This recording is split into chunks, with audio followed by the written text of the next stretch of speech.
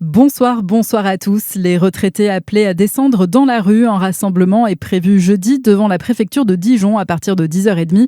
Un appel national lancé par plusieurs syndicats qui dénoncent le projet de budget 2026 de la sécurité sociale. Dans leur viseur, entre autres, le gel des pensions l'an prochain. Les syndicats estiment la perte du pouvoir d'achat à 350 € par an pour un ménage retraité. Ce projet de loi de financement de la sécurité sociale est examiné à partir de demain à l'Assemblée.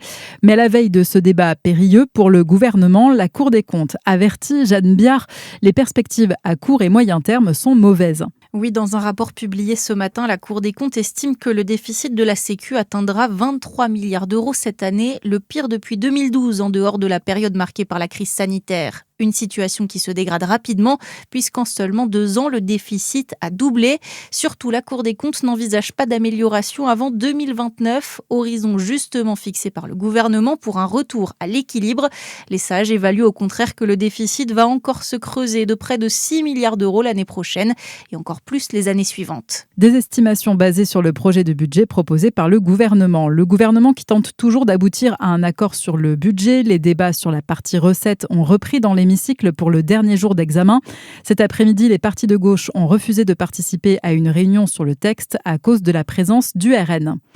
Shein, dans le viseur du gouvernement, est bientôt auditionné à l'Assemblée. La plateforme de commerce chinoise est accusée de vendre des poupées sexuelles représentant des enfants. La répression des fraudes a lancé l'alerte il y a quelques jours. Shein sera convoqué devant les députés sous 15 jours. Le site est également menacé d'interdiction en France par le ministre de l'Économie en cas de récidive. Dans l'actualité aussi, une cagnotte pour soutenir la famille de Michael Mercier, victime d'une agression mortelle fin octobre, place de la République à Dijon. Elle vient d'être lancée par un de ses amis. Un suspect âgé de 29 ans a été mis en examen.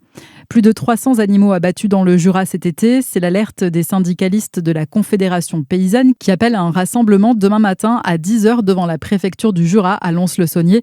Ils veulent dénoncer le traitement de la dermatose nodulaire par l'État, notamment l'abattage des bovins. 6 foyers ont été enregistrés dans le Jura. Un coup de pouce en cette fin d'année, le chèque énergie va bientôt arriver chez vous. La distribution commence aujourd'hui, mais la date d'envoi diffère selon les départements. Ce sera d'abord en Saône-et-Loire du 10 au 14 novembre. En Côte-d'Or et dans le Jura, les envois s'étaleront du 17 au 21 novembre prochain. Et puis, Ousmane est en forme. La déclaration rassurante de Luis Enrique en conférence de presse tout à l'heure à propos d'Ousmane Dembélé. Le PSG affronte demain le Bayern Munich en Ligue des Champions. L'entraîneur parisien assure que le Ballon d'Or va jouer. Ousmane Dembélé s'est entraîné hier avec ses coéquipiers. Voilà pour l'actualité. À suivre, votre météo sur Fréquence Plus.